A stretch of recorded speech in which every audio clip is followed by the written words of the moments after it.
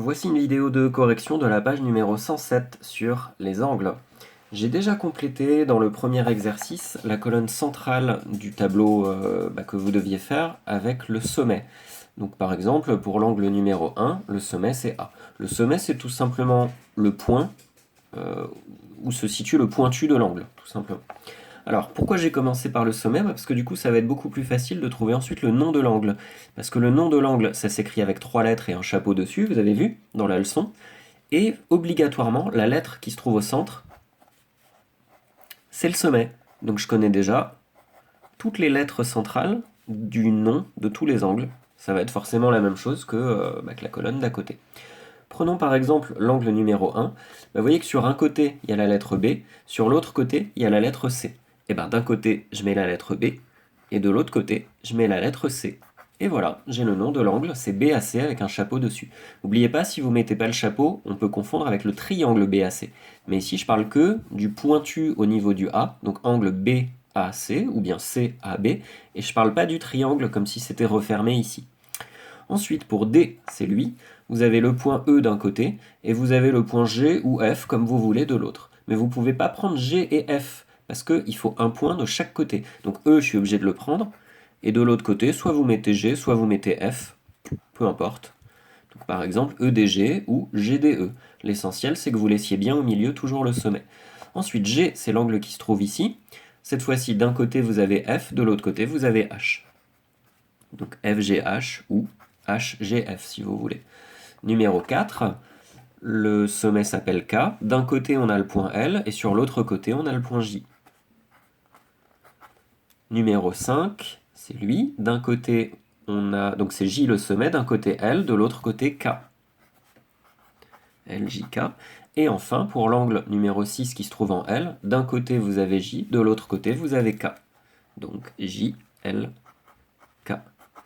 Alors, j'aurais presque pu compléter en même temps la dernière colonne. Il vous faut trouver les côtés.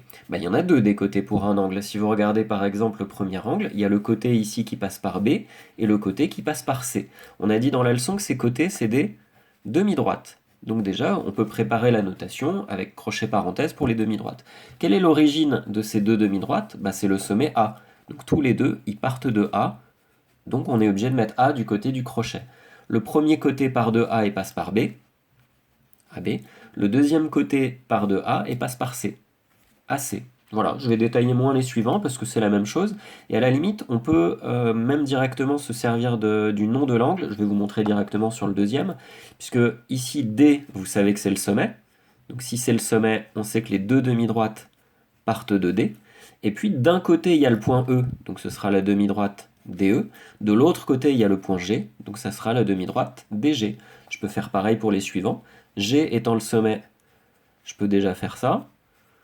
K est le sommet, crochet, crochet. Ensuite, J est le sommet, crochet, crochet. Et enfin, L est le sommet, donc je peux déjà écrire tout ça.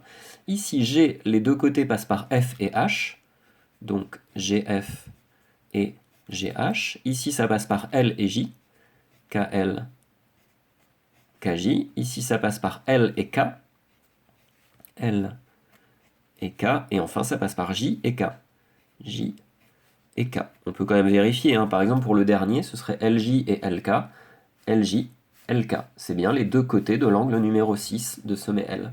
Voilà, c'est tout pour cet exercice.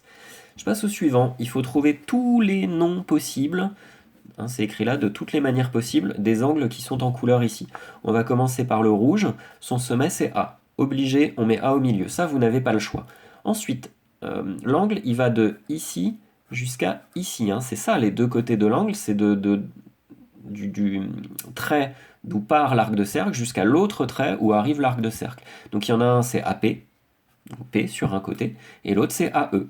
Donc E sur l'autre côté. Vous n'avez pas le choix. Vous êtes plusieurs à avoir essayé d'utiliser le point T, mais si vous utilisez la demi-droite AT, vous voyez bien que l'arc de cercle ici, il ne va pas jusqu'à la demi-droite AT, donc vous n'avez pas le droit d'utiliser le point T. S'il y a PAE, il y a aussi EAP. On a vu dans l'exercice précédent qu'on peut mettre dans les deux sens, en fait, tant que le point A reste au milieu. Ensuite, le vert, c'est lui. E comme sommet, obligatoirement. l'arc de cercle part de cette demi-droite-là jusqu'à cette demi-droite-là. Donc vous avez A sur un côté, L sur l'autre côté. A sur un côté, L sur l'autre côté. On peut mettre AEL ou bien LEA. Troisième angle, c'est l'angle rose qui se trouve ici. Le sommet, c'est P. Le premier côté passe par A, le deuxième côté passe par L. A, P, L, ou bien L, P, A. Alors cette fois-ci, il y avait d'autres possibilités, puisque j'ai dit le premier côté passe par A, mais le premier côté, si vous le prolongez, il passe aussi par T. Hein, toujours en partant du sommet P, ça passe par A ou par T. La demi-droite, vous pouvez l'appeler PA ou vous pouvez l'appeler PT. Donc on peut utiliser à la place du point A le point T. Donc ça va faire T, P, L, ou bien L, P, T. Et enfin, le dernier, de sommet L, donc je suis obligé de mettre le point L au milieu. La première demi-droite passe par P, la deuxième demi-droite passe par E. P, L, E. Ou bien E, L, P.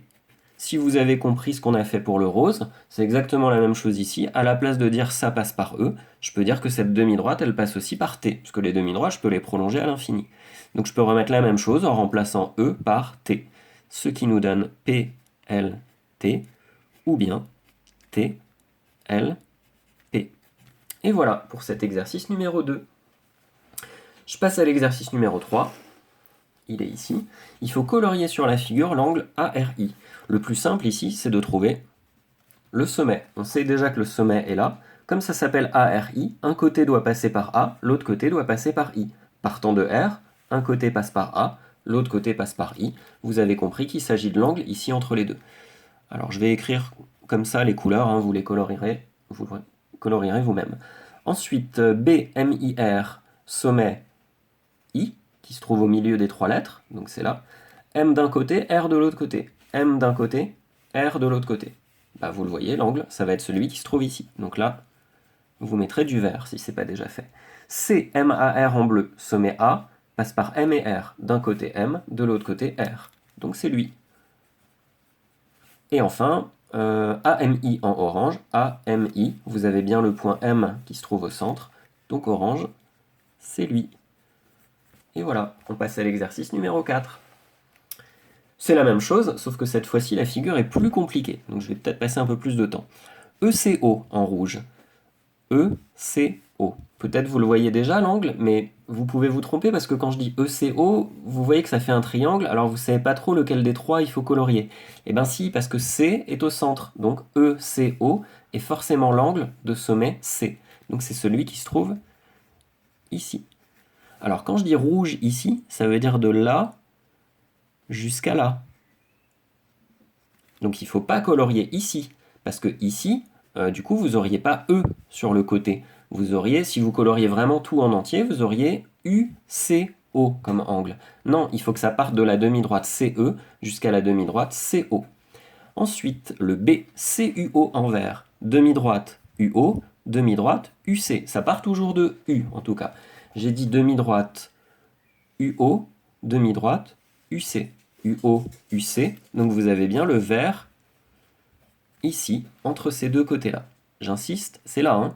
Vous ne coloriez pas la partie qui dépasse ici. Ensuite, C, UBO en bleu. On part de B comme sommet, BO comme première demi-droite, BU comme deuxième demi-droite. BO, BU. D'accord? Ça se trouve entre les deux là. Donc cette fois-ci, il faut tout colorier en bleu. On s'en fiche en fait de cette diagonale là qui passe par E, puisqu'on doit, enfin l'angle doit aller de BO jusqu'à BU. On continue avec CEU en orange, demi-droite EU, demi-droite EC. Demi-droite EU, demi-droite EC. Entre les deux, vous avez cet angle-là que vous devez donc faire en orange. Ensuite, COU en jaune, demi-droite OU, demi-droite OC, demi-droite OU, demi-droite OC. Entre OU et OC, vous avez l'angle qui se trouve ici. Celui-ci doit donc être en jaune. Et enfin, le tout dernier, en rose, EUB. Alors, j'explique même pas, vous devriez avoir compris, EUB, ça va être là. Donc là, il y a du rose, de ici jusqu'à ici. Et enfin, le tout dernier, exercice, il est là. Il fallait écrire toutes les égalités d'angles possibles. Pour ça, vous devez vraiment regarder les petits codages. Vous voyez ce petit rond ici? Vous avez le même ici. Ça veut dire que les deux angles, ils sont égaux. Il n'y a plus qu'à dire leur nom. Comment s'appelle cet angle-là de sommet D? Il s'appelle ADC. Et donc ADC, c'est le même que celui d'en face qui s'appelle ABC. Avec B forcément au milieu des trois lettres. Ensuite, vous voyez qu'il y a encore un angle ici avec un petit trait qui est le même que celui-ci avec un petit trait, même codage. Celui-là s'appelle DAC. Et donc DAC est un angle égal à cet angle-là qui s'appelle BCA. Si vous ne voulez pas écrire BCA, vous pouvez aussi écrire ACB, hein, c'est la même chose. On a dit qu'il y avait plusieurs façons de nommer un angle. Ensuite, j'ai pas utilisé ces petits doubles arcs de cercle qui sont ici et ici. C'est de nouveau le même codage, donc c'est forcément le même angle. Celui-ci s'appelle BAC. BAC est le même que celui-ci, DCA. DCA. Comment je pourrais noter ça? Ici, on a utilisé celui où il y avait un petit rond. Ici, on a utilisé celui où il y avait un petit trait. Ici, on a utilisé là où il y avait deux petits arcs de cercle. Il me reste en fait deux angles encore qui sont égaux, et ça, il y en a peu qui l'ont remarqué. Et ben, si on met les deux ensemble, vu que celui-là est égal à celui-là, et vu que celui-là est égal à celui-là, et ben, l'angle en entier là, va être égal à l'angle en entier ici. Bah, comment s'appellent ces deux angles en entier? Celui du haut, c'est DAB. DAB. Celui du bas, c'est DCB. DCB. Et on n'oublie pas le chapeau dessus. Voilà, feuille terminée.